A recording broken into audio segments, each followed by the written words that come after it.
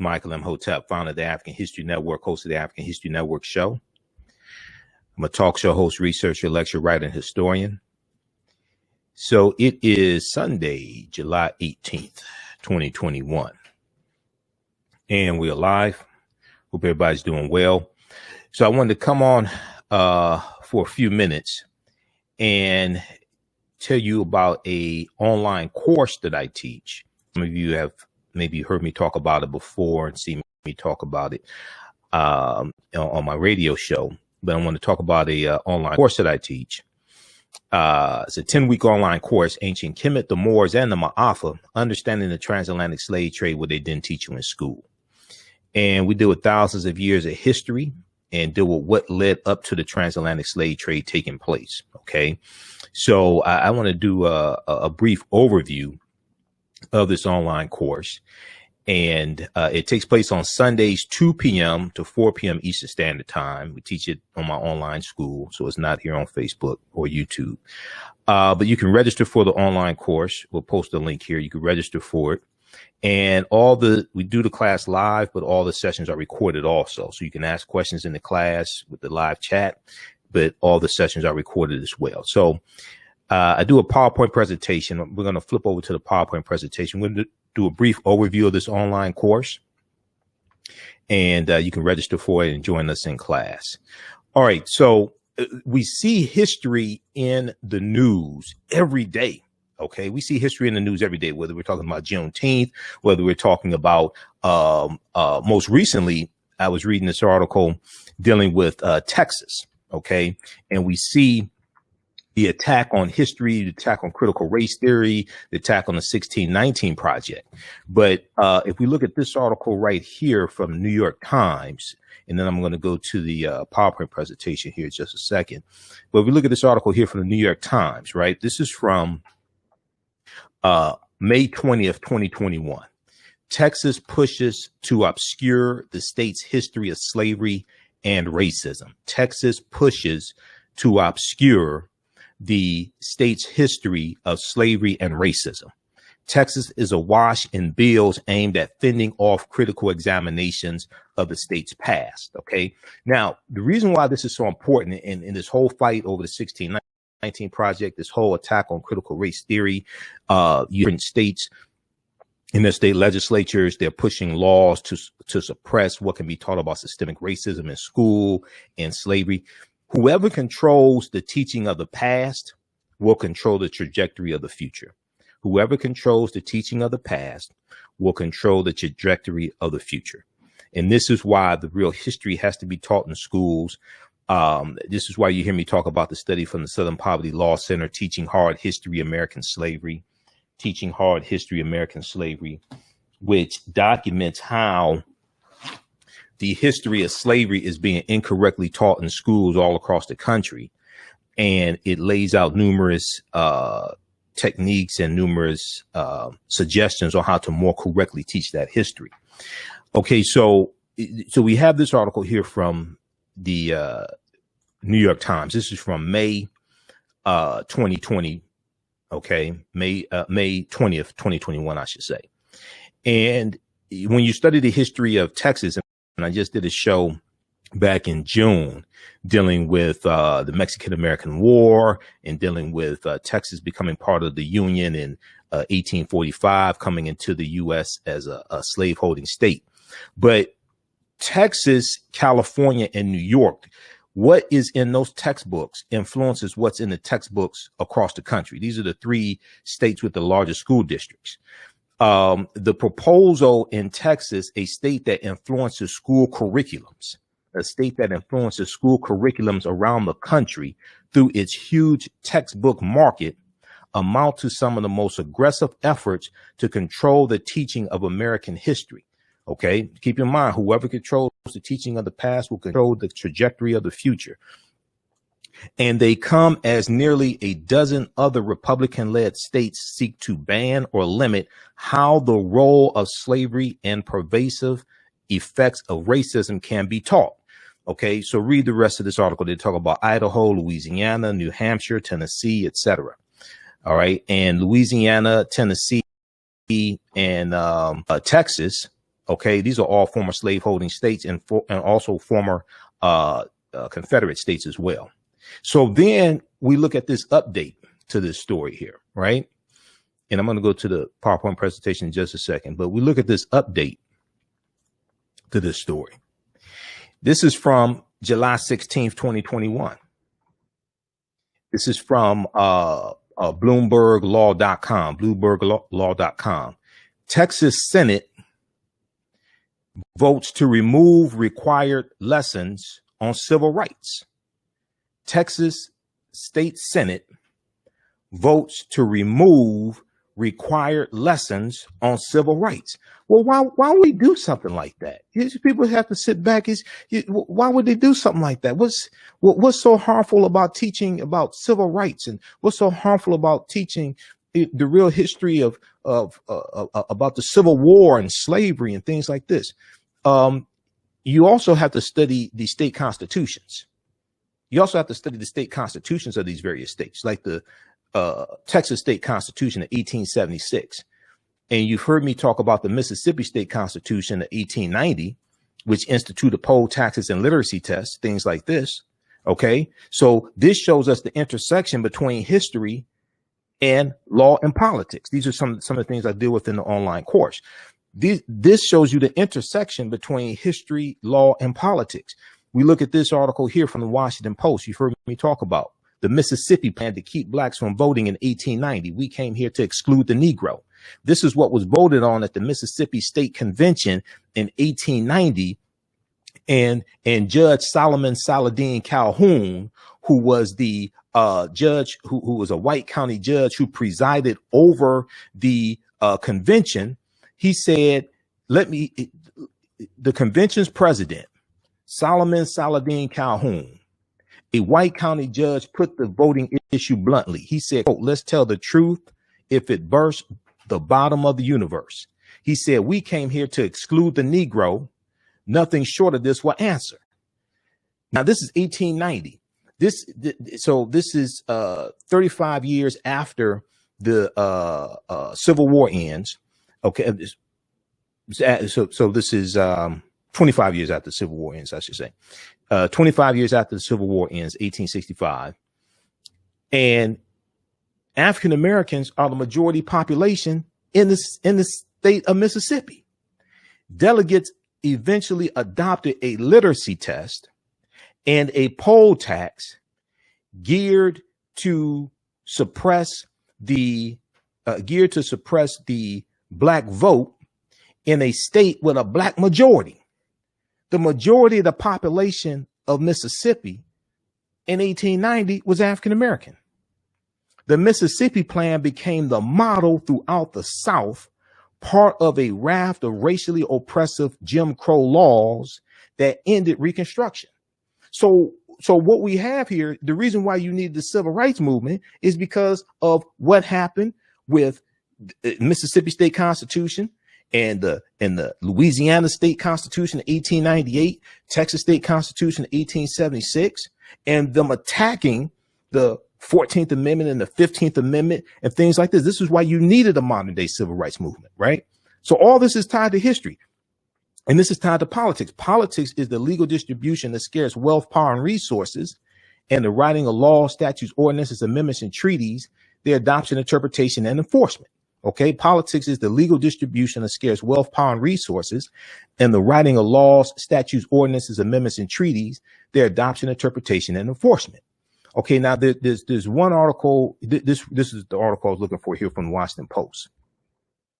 Show you how all this is connected. What's taking place in the state legislature, what's taking place at the school board level. Okay, the attack on critical race theory, the attack on the 1619 Project, trying to suppress teaching about systemic racism in schools and the history of slavery. All this is tied to history. The more we understand about our history and the history of this country, the better we can navigate throughout it. The better we will have a better understanding of who needs to be voted out of office, who needs to be put into office, the policies that need to be pushed, the policies and laws that need to be corrected.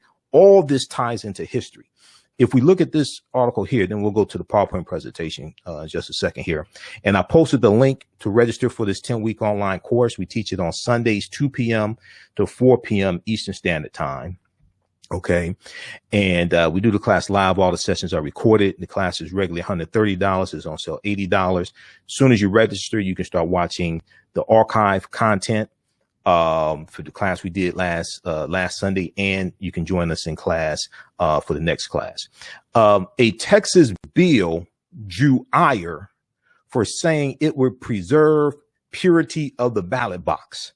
Here's the history of the phrase, because purity of the ballot box has a racist history behind it, and that was part of the Texas State Constitution of 1876. That's going to lead to things like the all-white primaries in 1918, and African Americans were excluded from voting.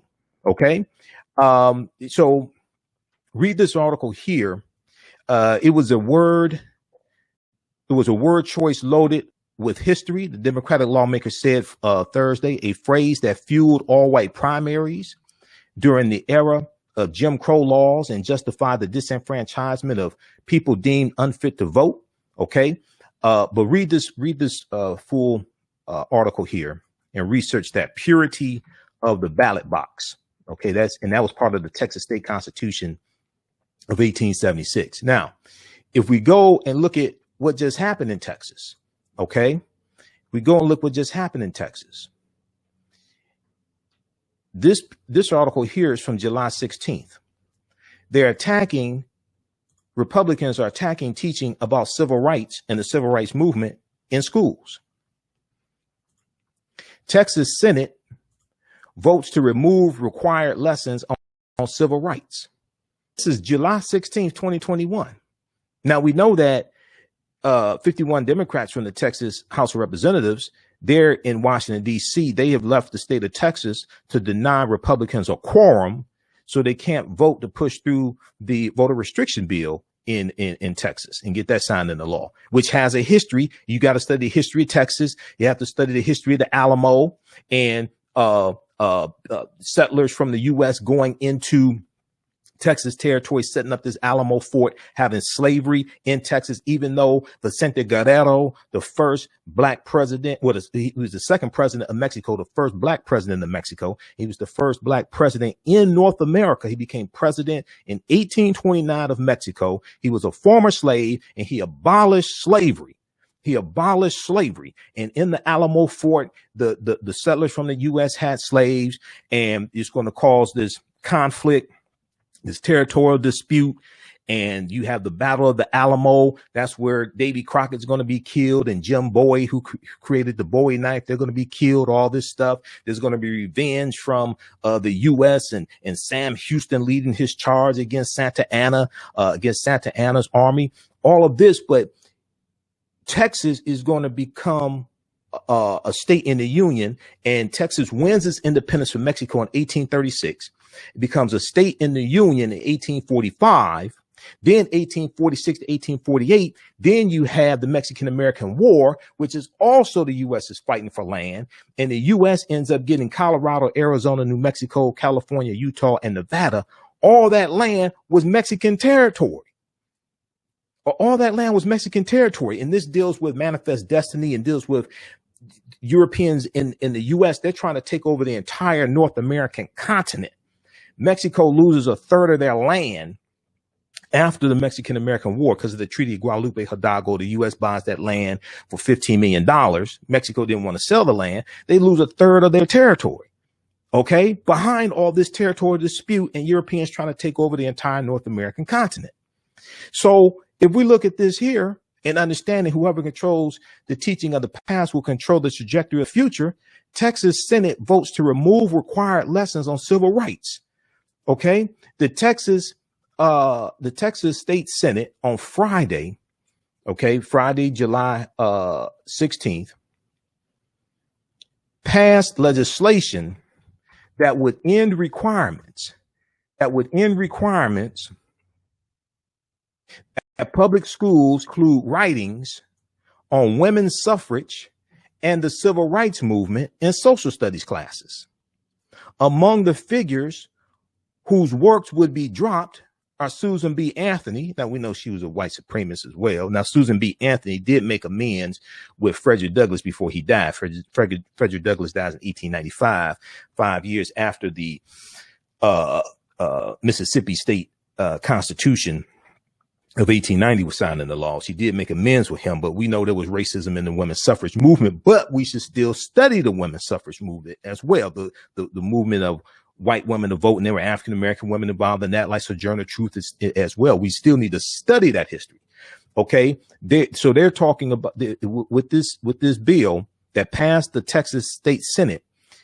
Among the figures whose works would be dropped, Susan B. Anthony, Cesar Chavez, and Dr. Martin Luther King Jr., whose I Have a Dream speech and the letter from a Birmingham jail would no longer make the curriculum cut. And the way even they teach the I Have a Dream speech is not really historically accurate unless they tell you that the original name of the speech was not I Have a Dream. It was originally called Normalcy Never Again. Then it was called A Canceled Check. And the speech was not about a dream, because when you read Clarence B. Jones, the article that Clarence B. Jones wrote for the Washington Post, and he was a speechwriter, he was one of the speechwriters for Dr. King. He talks about how the phrase I have a dream did not appear in any of the original drafts of the speech. And the speech was not about a dream. You go to Library of Congress website, loc.gov, and read it. You go to the King Institute at Stanford University. You look at, they have all his papers online at Stanford University that you can read, the King Institute. Okay. When you read the speech, he's talking about dismantling white supremacy. He's talking about dismantling white supremacy. He calls out police brutality. He calls out discrimination and racism. He talks about Negroes moving from a smaller ghetto to a larger ghetto. He's talking about black people in the South who can't vote, and African Americans in New York who feel they have nothing to vote for. He's calling out America on its hypocrisy. And he says we were given a promissory note 100 years prior with the Emancipation Proclamation of 1863. And he said when we take that promissory note to the bank and try to cash it, is marked insufficient funds. He's calling America out on its hypocrisy. Mahalia Jackson, who was there at the march and sang 2 songs, Mahalia Jackson yells out, "Tell them about the dream, Martin, tell them about the dream." So then he shifts after he deals with the meat of the speech, and then it starts talking about the dream and the beloved community. But the beloved community is what happens after you dismantle white supremacy and racism.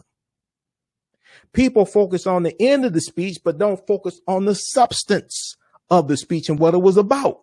The speech wasn't about a dream. It's about dismantling white supremacy and racism and holding America accountable from a promissory note given to us 100 years prior. So if we're going to teach about the speech, we need to teach correctly about the speech, and we need to read the entire speech. People skip over him talking about police brutality in the speech. You can go to loc.gov, Library of Congress website, and read the speech. They have the full speech there. Now, the bill SB 3, which passed on a vote of 18-4 in the Texas State Senate, is now stalled because the Texas House of Representatives cannot achieve a quorum while a breakaway group of Democrats is out of the state. Okay, because they're fighting for the John Lewis Voting Rights Act and the For the People Act. Okay. The Texas Democrats who left and went to Washington, D.C. to draw more attention to this issue and try to get support from dumbass senators like Joe Manchin and Kristen Sinema.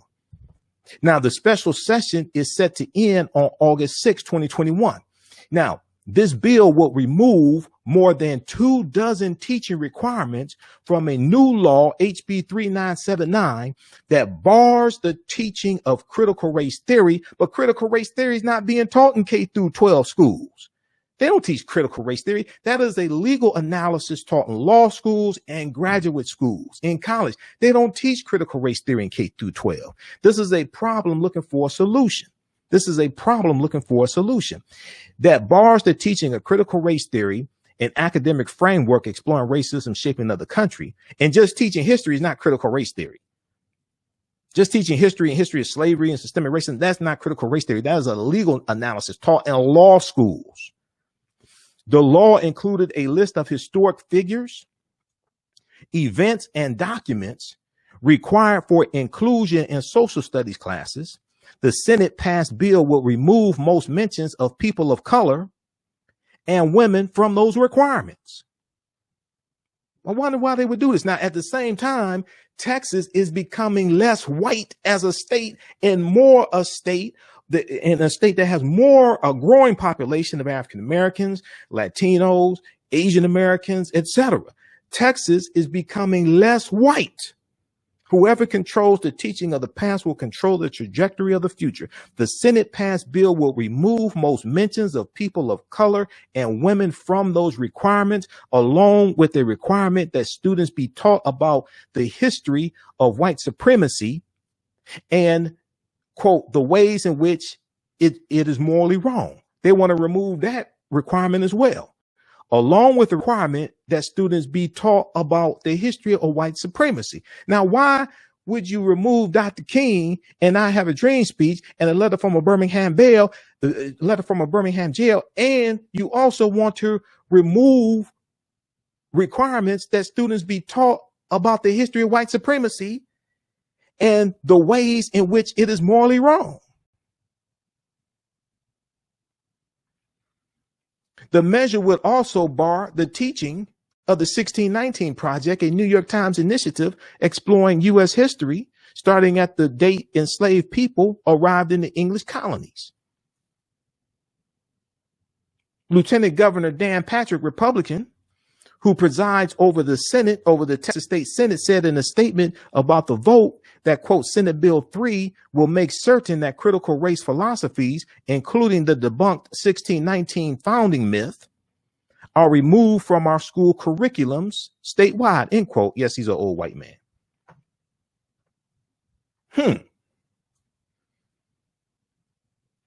Read this article. This is from July 16, 2021.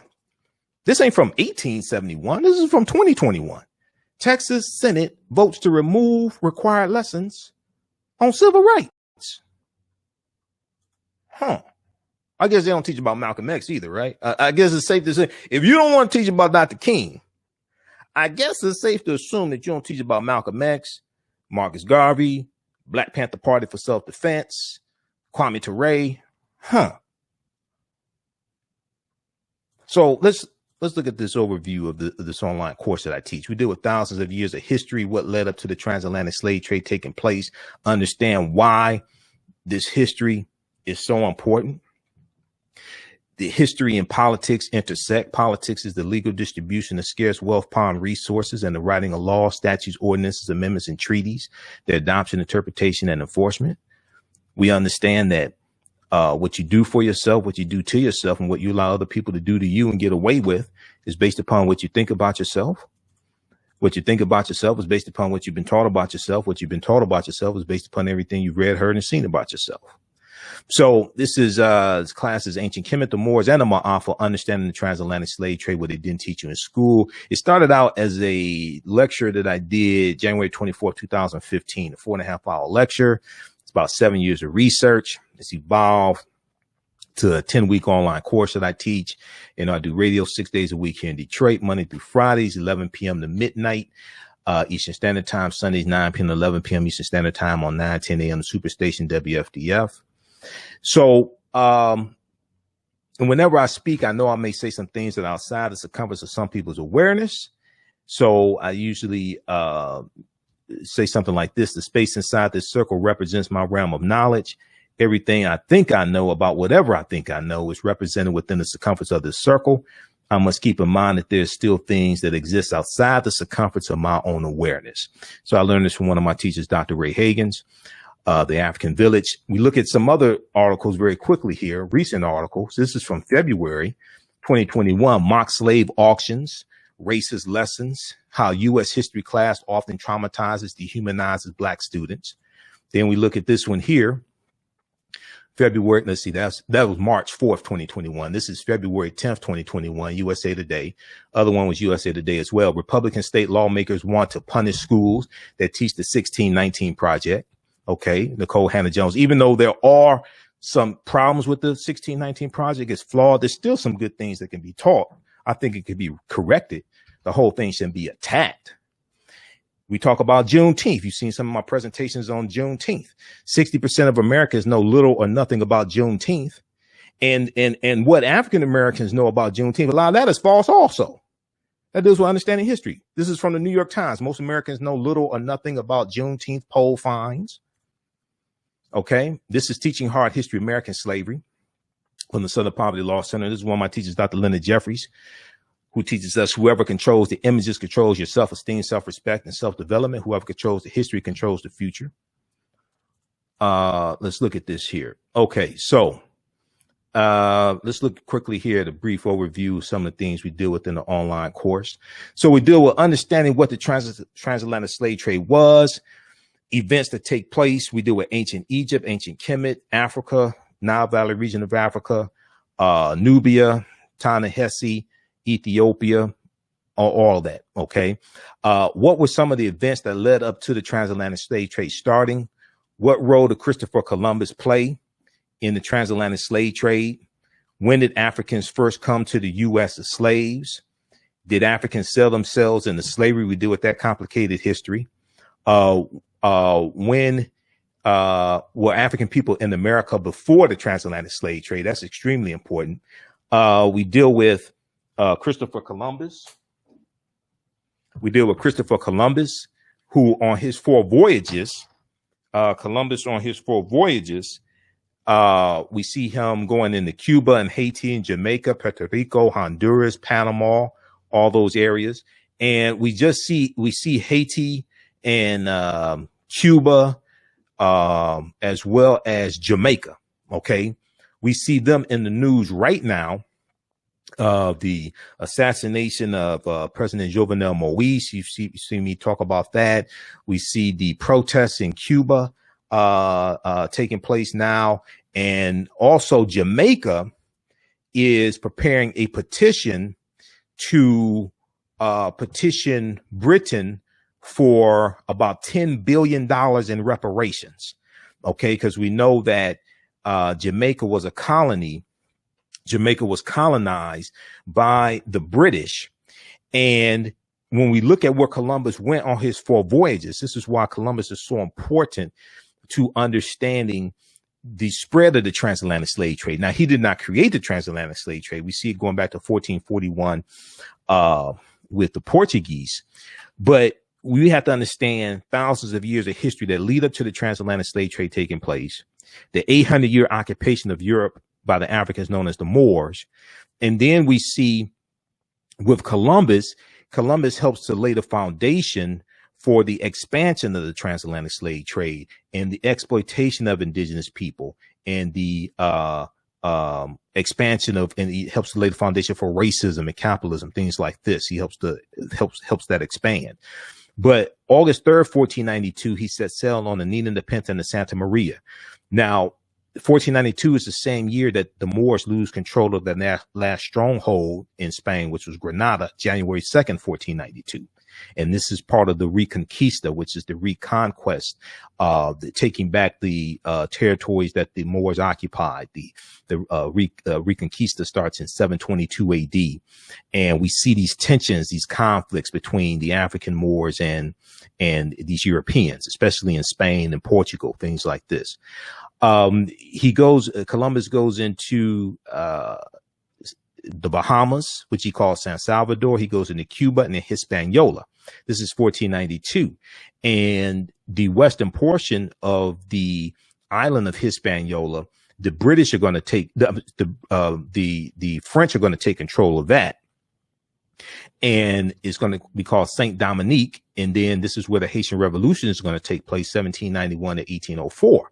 Okay, so that's the western portion of this island of Hispaniola where Haiti is. Okay, so you see this 1492, then 1493, 1494, Columbus goes into the West Indies. He goes into Bariquin, which is Puerto Rico, and Jamaica, 1494.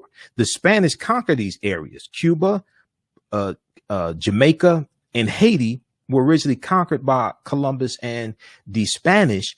And what's taking place now, we are still feeling the effects of what happened over 500 years ago with Columbus and his 4 voyages. And he was doing this on behalf of the Spanish crown, King Ferdinand and Queen Isabella. Is going to be their grandson, Emperor Charles V, in 1518, who's going to sign the Asiento de Negros, which is the license coming from Spain, giving that to European nations to provide the Spanish colonies with slaves. And this is African slaves. And this is going to really help the transatlantic slave trade to expand and increases the demand for African slaves.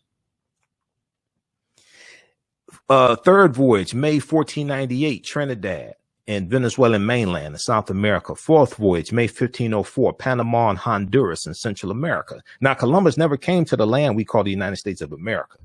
I know they have statues and busts and things like this of Columbus. He never came to this land. Closest he came here is Cuba, which is 90 miles away. And one of the things they're setting up on these in these colonies, in these Caribbean colonies, are plantations, sugarcane plantations. Okay, which is a huge industry, sugarcane plantations. Okay, so these are just a few of the things that we deal with in the online course. Also, we deal with, and this is on Sundays, 2 p.m. to 4 p.m. Eastern Standard Time. We do the class live. All the sessions are recorded. You can go back and watch it over and over again. You can use this also with your children. I would say it's PG-13. I don't do a lot of cursing, and it's not vulgar. And because we deal with slavery, things like this, we have to deal with some unpleasant topics, of course, but I would say it's PG-13. And we do the class live. All the sessions are recorded. So as soon as you register, you can watch last Sunday's class. And then also the Saturday course that I'm teaching, that's wrapping up. So you get classes 1 through 10 archived of the Saturday course that you can watch as well of the same class. Some other things we deal with in the course. We deal with the 800-year occupation of Europe by the Africans known as the Moors.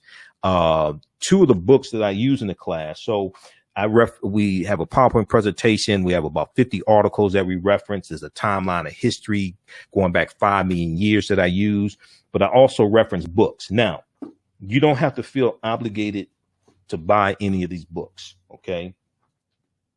You don't have to buy any of these books. You can if you want to. This is one of them, Golden Age of the Moor, edited by Dr. Ivan Van Sertima.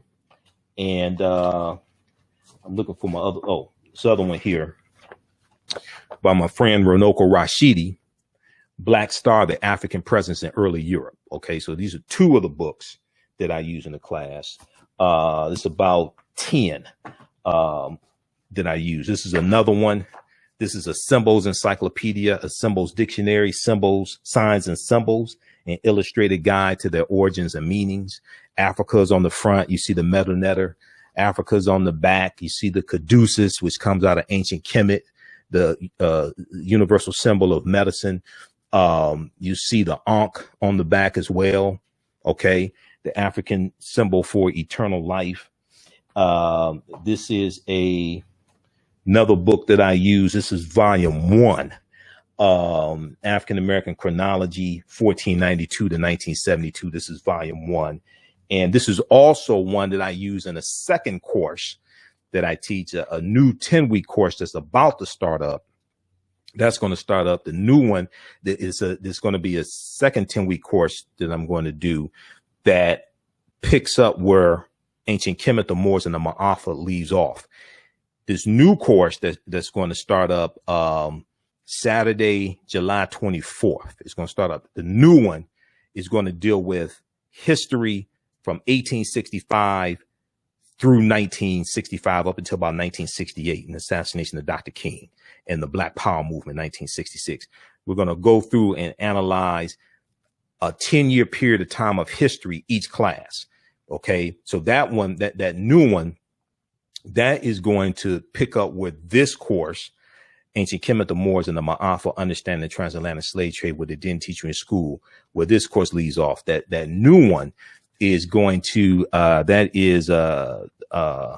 the Civil War to the Civil Rights Movement and Black Power. Okay, so that one is going to start up July 24th. All right, Saturday, July 24th. So That's something to look forward to as well. So if you're already in this class, this 10-week class, Ancient Kemet, the Moors, and the Maafa, or you've taken it before, this new class is going to blow you away, because now we'll be able to zero in each class and spend about 2 hours analyzing approximately a 10-year period of time of history, going from the end of slavery, 40 acres and a mule, special field order number 15, Juneteenth, 13th Amendment, 1865 through Reconstruction, Jim Crow era, Plessy versus Ferguson, 1896, Grandfather Clause, 1898, World War I, 1914 to 1918, Great Migration, 1915 to 1970, Red Summer, 1919, over 25 major race riots in the country, Tulsa Race Massacre, 1921, Rosewood, 1923. We'll be able to study all that history. Emmett Till, August 28th, 1955. Montgomery bus boycott, December 5th, 1955.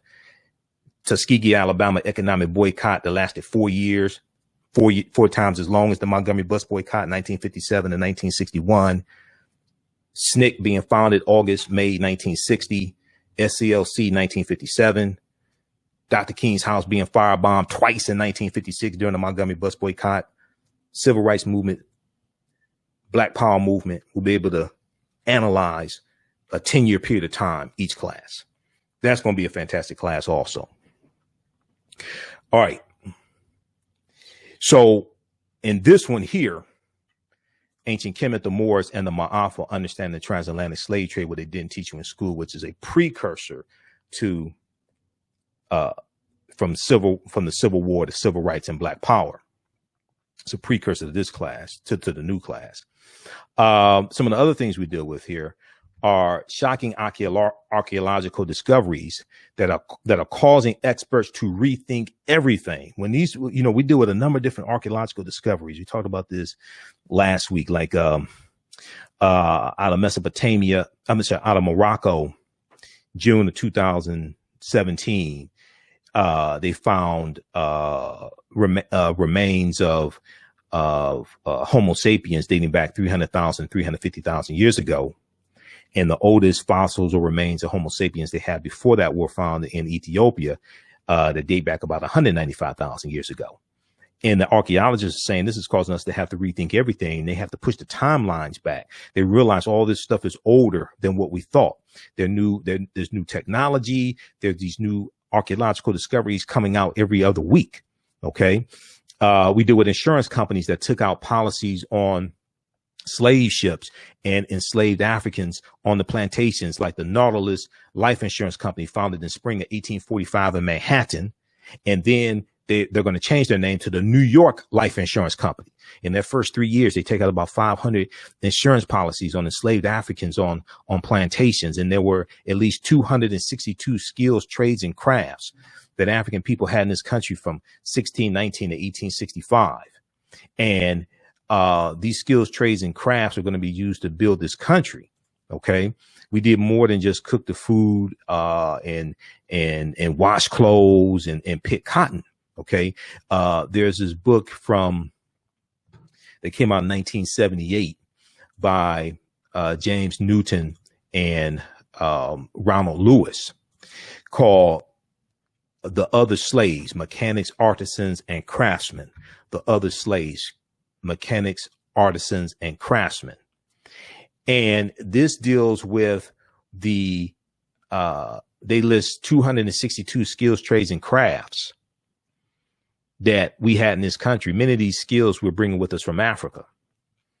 We were anchor makers and artists and bakers and barrel makers and bartenders and basket makers and beer makers and blacksmiths and bricklayers and brick makers and cabinet makers, cigar makers, cooks, coppersmiths, decorative furnishers, fishermen, engineers, gardeners, hemp baggers, herb doctors, horse trainers, hunters, locksmiths. We were also jockeys, though also. So when we studied the Kentucky Derby, first ran 1875, 13 of the 15 jockeys, some sources say 14 of the 15 jockeys were African-American men. Many of them former slaves. The winner of the first Kentucky Derby was an African-American man named Oliver Lewis. He was 19 years old. We dominated horse racing. We dominated horse racing, and there was a concerted effort by white men to push us out of horse racing because they got jealous of the type of money we were making. As long as we were making money for them when we were slaves, it was all right. When slavery ends and now we can make money for ourselves, even though we have white sponsors and things like this, but now we're more in control. We can make money for ourselves. Now it's a problem.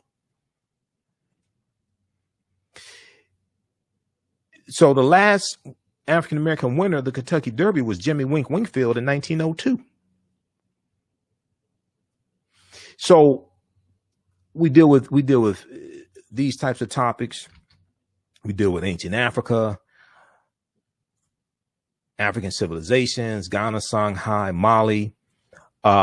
We deal with Freemasonry, America, and the founding fathers, because the Moors are taking the teachings from ancient Kemet, ancient Egypt into Europe. And these teachings are going to bring Europe out of the Dark Ages, unfortunately, to our detriment. We see the Moors go in 711 AD. They're taking things like chemistry, or what they called alchemy. They're taking the periodic tables. They're introducing new foods, musical instruments, introducing new ways to make swords and make weapons, all different types of things like this. They're introducing treaties to, they're introducing writings on how to make surgical instruments. Okay. And they're teaching freely those who want to learn. These types of teachings are going to, the Moors and the Arabs are going to build the University of Salamanca in Spain around 1285, 1286 AD. Okay. Really the first university there in Spain. Other universities of Toledo and Bologna and Naples, Oxford University, they're going to study the teachings that the Moors are introducing into Europe. Everything we taught them came back to kick us in the behind. And we see this is going to lead to the transatlantic slave trade. This is why I say when we look at this stuff chronologically, because see, the way that it's taught in school, I mean, when I was in Wayne State University and Africana studies classes, the way they teach it, they start oftentimes in 15th century, mid 15th century. And they make it seem like when the Portuguese go into Mauritania and we see the Spanish get involved in the transatlantic slave trade right after the Portuguese, they make it seem like this is the first contact these Europeans have had with African people outside of Greece and Rome and Alexander the Greek going into Egypt, invading Egypt and things like this. Outside of that, they make it seem like this is the first time. No, the Moors were all throughout Europe. They're all throughout Europe. They're in Austria and Czechoslovakia and Germany, things like this. They're all throughout Europe, intermixing with the European culture. Also, not just changing European culture, but changing the complexion of Europeans, because African Moors are intermixing into the European culture as well, changing their complexion, especially in Spain and Portugal.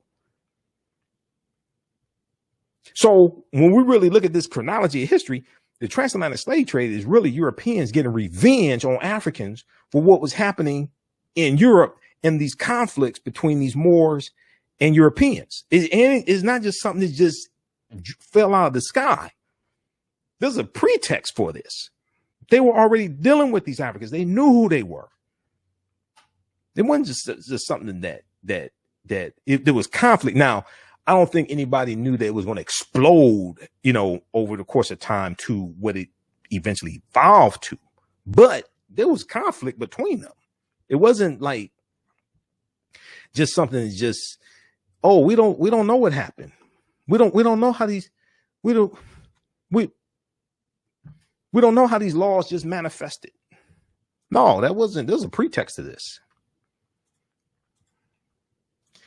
Okay. Let's continue. So we deal with the origins of the term America, Africa, and Moor, Freemasonry, America, and the founding fathers. The problem with slave movies, why we're being bombarded with slave movies and slave themed TV shows, even though slavery is part of our history, when they deal with a lot of these movies, they don't put this in the proper historical context either, and don't deal with the African presence in this country going back tens of thousands of years. And there's a lack of TV shows dealing with other aspects of our history and movies, especially dealing with ancient Africa. If you can make Black Panther, Black Panther was a fantastic movie. I mean, I've done a 3-hour lecture dealing with the film Black Panther. Black Panther incorporates African history and culture and 11 different African cultures, spiritual systems. Bast, the Panther deity, that comes from Bastet in ancient Kemet. Bastet was a netter, one of the deities. So it's a powerful movie. But if you can create Black Panther, you can create movies about the Ghana, Songhai, and Mali, and Mansa Musa, and Amenhotep III, and Queen T, and you can do movies about ancient Nubia, ancient Africa, ancient Kemet, all that stuff. If you can do Black Panther, you can do those other movies. We talk about Asar, Aset, and Heru and the origins of the Immaculate Conception story. That goes back thousands of years in ancient Africa. And when we study Europeans in Europe, they were worshiping the Black Madonna and Child before they decolorized the Virgin Mary. They were worshiping the Black Madonna and Child, which comes from Asar, Aset, and Heru. Before they decolorized her, because see, what we're going to see is, and we deal with this in the class, this is why we take you throughout history, right? What we see is as Europeans are coming out of the Dark Ages, conquering people's lands, extracting wealth to rebuild Europe, because Europe, as Dr. John Henry Clark correctly teaches us, was land poor, people poor, and resource poor. Europe had lost 1/4 to 1/3 of their population due to the Black Death, the bubonic plague that hits in 1347 AD and hits in 1347 to 1400. Europe loses somewhere between 25 million to 75 million people. Okay. And they're rebuilding. They're trying to rebuild Europe. They're trying to expel the Moors as well. And as they're conquering people's land, they start to rebuild and gain more power. Okay. As this is taking place, they are expelling the Moors. Some of the Moors are being enslaved, things like this.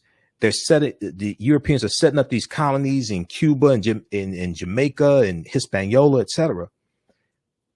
You start having a rise in the European phenotype, a rise in the dominance of the European phenotype. So figures, images that were traditionally depicted as African get reinterpreted as European. One of them was the Black Madonna and Child. Okay. Because Europeans, you go back hundreds of years, Europeans, or even before then, Europeans were practically worshiping African people. But we're going to see all this change we see it really change in the 13th, 14th, 15th centuries. We see all this stuff get twisted around. If we look at, let's see here. Let me go back to the part because we have Asar and Aset in here. And I'll show you some images. We do with links to ancient Kemet, Egypt. Kemet being one of the original names for Egypt, Kemet meaning the land of the blacks. Links to ancient Kemet and early Christianity. All right. And the story of the virgin birth and the Immaculate Conception and the adoration. That's an ancient African story before Christianity is created. But then we deal with Christ meaning anointed or anointed one, coming from Christos, which is Greek, Christos, coming from the Kemetic ka rest, which means the rising of the spirit, K-A-R-S-T, ka meaning spirit, rest meaning to rise. These are African concepts that get Europeanized. These are African concepts that get Europeanized. This is why to understand what is, you have to understand what was. So let me pull this up here. We deal with Freemasonry in America, the fake Willie Lynch letter 1712, because Willie Lynch never historically existed. And the Willie Lynch letter is proven to be a fraud. I've interviewed Professor Manu Mpim from Contra Costa College. We dealt with that in depth. The African influence in the film Black Panther, which is a fantastic movie. And for the research on Black Panther and the lectures I've done on Black Panther, one, I read about 100 articles dealing with the film Black Panther and the Black Panther comic book. Two, I spent about 3 months doing research on the film Black Panther.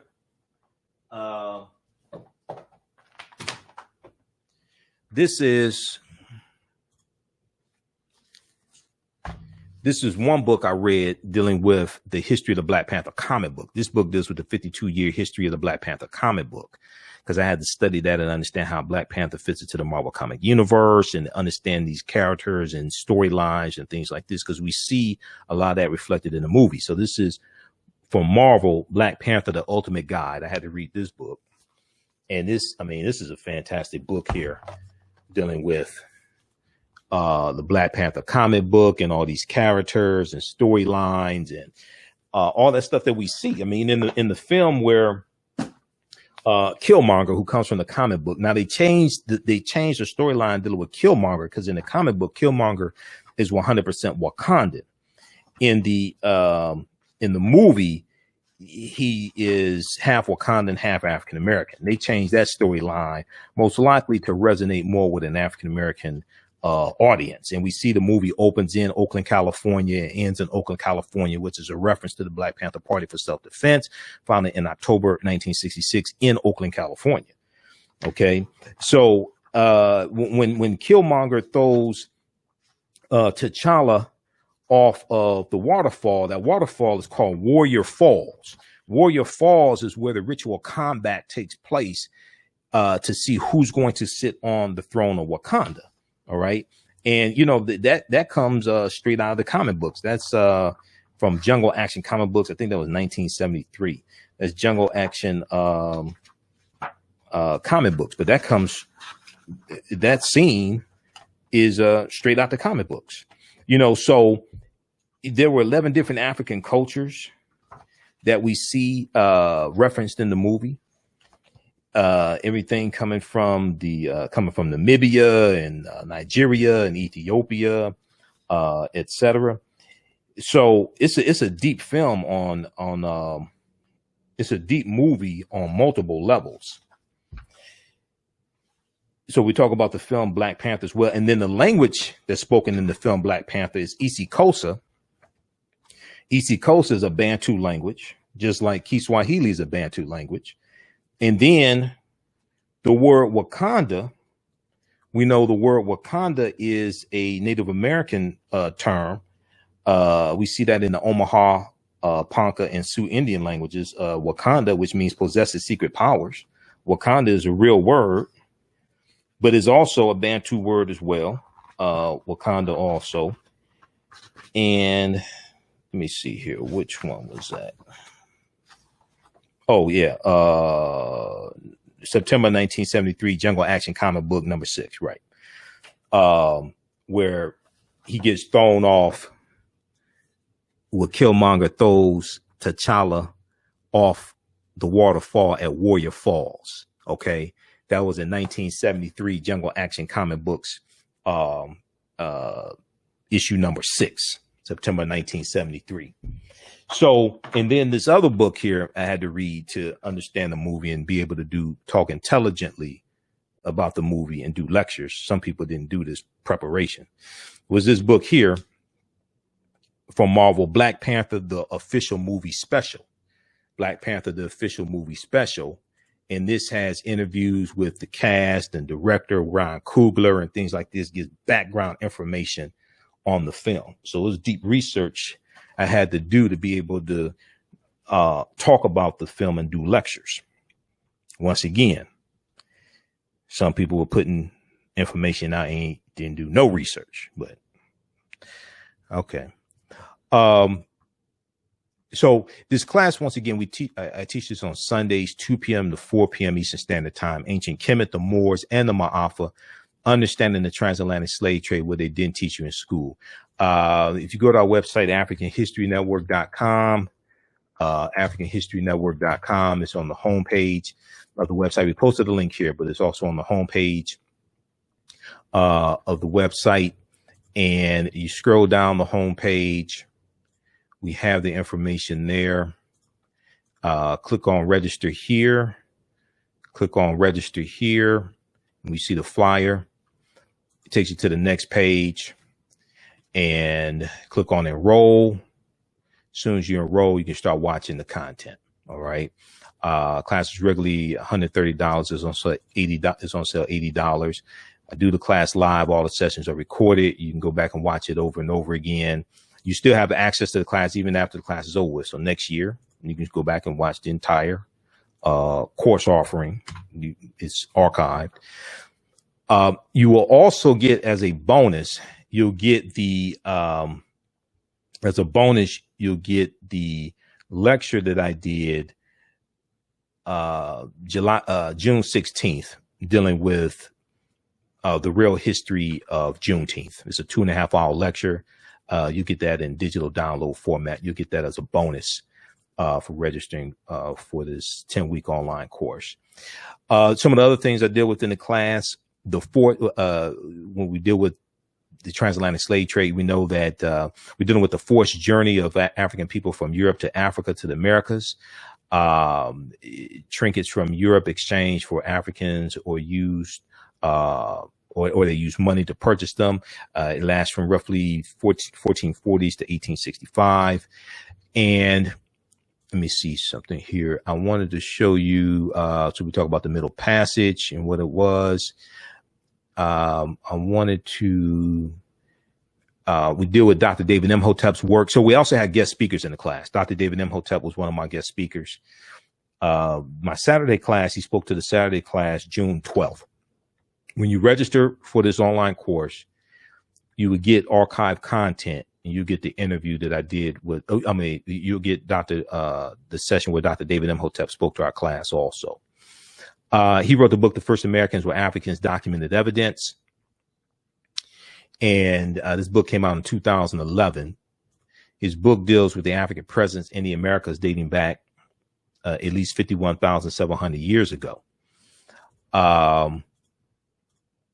On page 14 of his book, he deals with a discovery made in 2004 in Allendale County, South Carolina, by Dr. Albert Goodyear.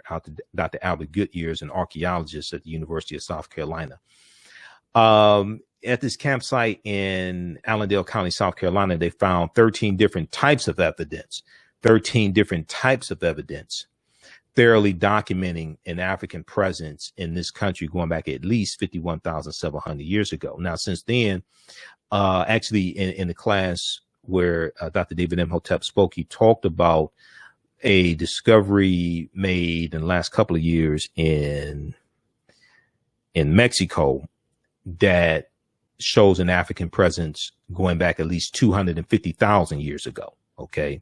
So he when he spoke to my class, he talked about that discovery. But this one here is in South Carolina, dates back at least 51,700 years ago. Here's what they found. They found artifacts, architecture, campsites, carvings, Egyptian writings, footprints in lava, genetic M174D haploid groups dealing with DNA and genetics, linguistics, paintings, skulls, skeletons, structures, and tools. They found 13 different types of evidence, thoroughly documenting an African presence dating back at least 51,700 years ago. Now, this is before Native Americans came into existence. Okay, this is before Native Americans came into existence. This is why the first Americans were Africans.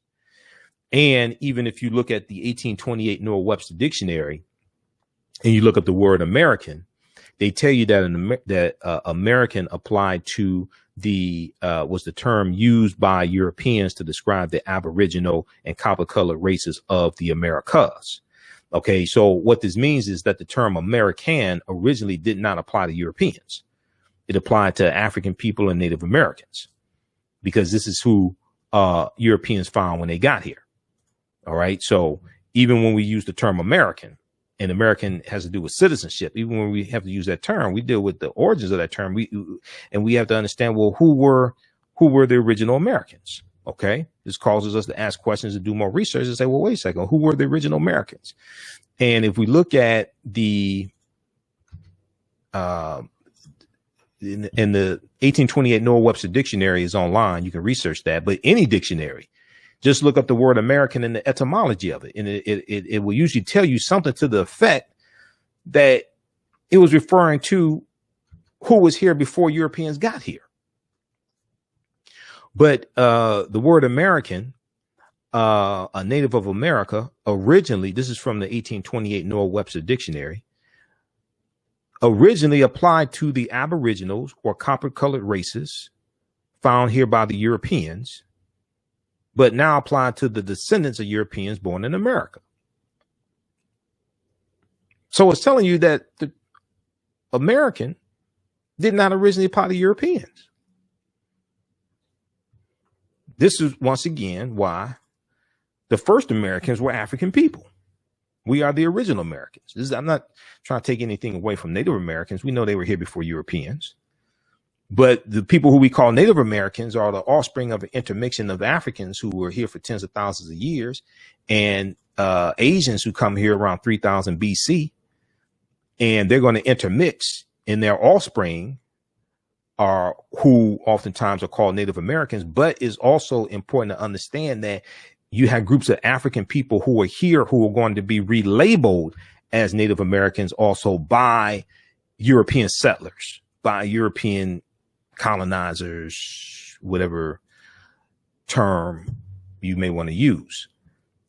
You're going to have groups of African people who are here who get relabeled as Native American. And then we look here at this article from ScienceDaily.com.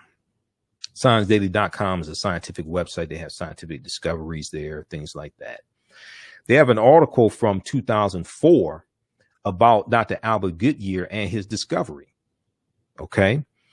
And this is a summary of the discovery. Now, the name of the article is New Evidence Puts Man in North America 50,000 years ago. New Evidence Puts Man in North America 50,000 years ago.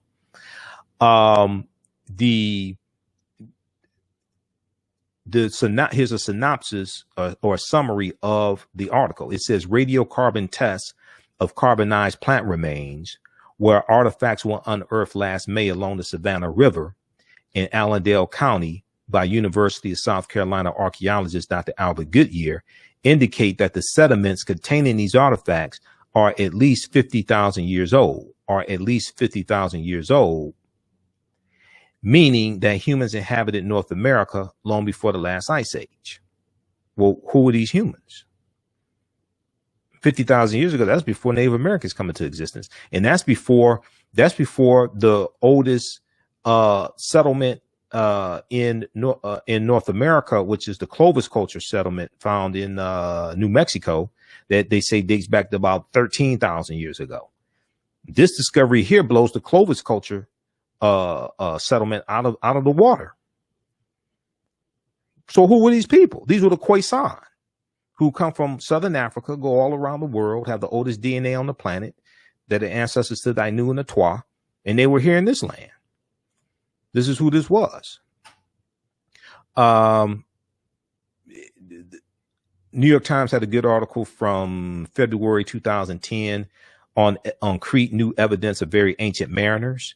They talk about stone tools found on the Greek island of Crete over the course of 2 summers. These stone tools date back 130,000 years ago, but Crete has been an island for more than 5 million years.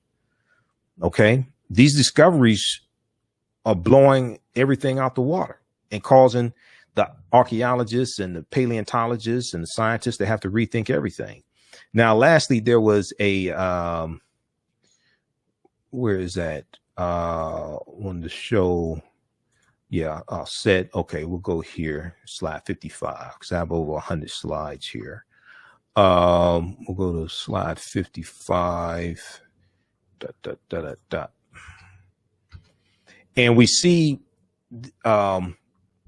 even when you have the founding fathers, many of them are Freemasons here in this country. And we see the Moors taking the teachings from ancient Kemet, ancient Egypt into Europe. And it's going to come back to this land, a lot of those teachings watered down in the form of Freemasonry. But when we look at this right here, the Washington Monument, that's a Tekken, comes straight out of ancient Kemet, ancient Egypt, symbol of resurrection from the story of Asar set in Heru. There were about 1,200 Tekkenu throughout ancient Kemet. Today, there are only about somewhere around 12. And when we look at Freemasonry, we see the word Mason is derived from the Latin words mass and sun. Mason means child of light and expresses the desire to pursue light, which is a metaphor for the sun, which symbolizes knowledge. The term child of light or sons and daughters of light was first used to identify first used to identify students who had completed 42 years of study in the temples of ancient Kemet, of ancient Egypt. Okay. And we're going to see these teachings end up in Europe. Okay. We're going to see a lot of these teachings end up in Europe to our detriment. This is all this stuff is going to come back to kick us in the behind once again, as I said. Okay. This is why I said I wish we had never taught them, because and when we study what happened in Europe, we're going to see how all this comes back to kick us in the behind. But we're going to see this information end up in Freemasonry. Okay. It's going to be watered down, but yeah, we're going to see it end up in Freemasonry. And we're going to see it come to this land. Okay. And we see it in symbols also. We see it in symbols like the Tekken, the Washington Monument. And we know that George Washington was a Freemason. Okay. As well. So all right, let's continue here.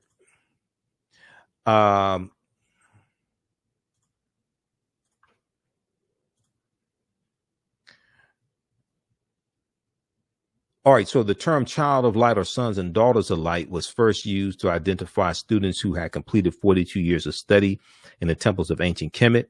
Many Masonic temples were modified after the temples of Kemet, places where light or knowledge was imparted in a series of steps or degrees.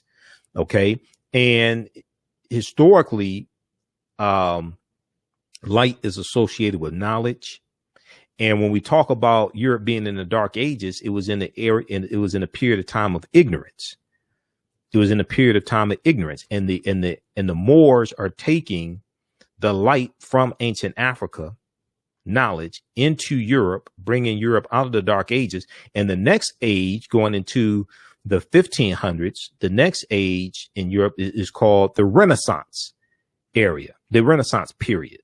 And it's a period of enlightenment. Enlightenment. Once again, now light being associated with knowledge. They're coming out of the Dark Ages into the Renaissance age, a period of enlightenment. If you read Egypt on the Potomac by Tony Browder, which is another book we use in the class, pages 18 to 32, Browder breaks all this down. Browder's a friend of mine as well. I've interviewed him a number of times. He has some really good information. Now Valley Contributions to Civilization is another book that I use from Browder. 50 of the 56 signers of the Declaration of Independence and 13 of the 39 signers of the U.S. Constitution were Freemasons. 4 of the first 5 presidents were Freemasons, and 14 presidents in all have been Freemasons. Now, this is one of the famous statues of Asar, Aset, and Heru, who the Greeks called Osiris, Isis, and Horus, the first Holy Trinity. And Heru was born on December 25th. Okay. And this is how we get Isis, Aset. Aset means she of throne, but the Greeks called her Isis, and this is how we get the Secrets of Isis TV show from DC Comics in the 1970s. Used to come on Saturday morning, the Shazam and Isis hour. I used to watch it. And I think a few years ago, they had episodes of the Secrets of Isis on Hulu. And when you watch it, they tell you in the trailer of it, when it comes on, they tell you that she gets her powers from ancient Egypt. They don't show any African people, but they tell you she gets her powers from ancient Egypt, and they talk about Hathor, and they start naming these deities, these Neteru, things like this. So we just saw this white woman flying through the air, and her name is Isis. And they say, okay, she gets her powers from Egypt, but they ain't talk about African people. They just co-opted it. It's just cultural appropriation. Some people is lying also, but it's cultural appropriation. Okay, this is what they're doing. And then as we go from Aset and Heru to the Black Madonna and Child that was worshipped all throughout Europe, and they still have statues of the Black Madonna and Child today in Russia and in Poland and in places like this, France. They're worshiping African people. They're worshiping the African woman. And then as you have a rise in the European phenotype, you have a rise in European powers.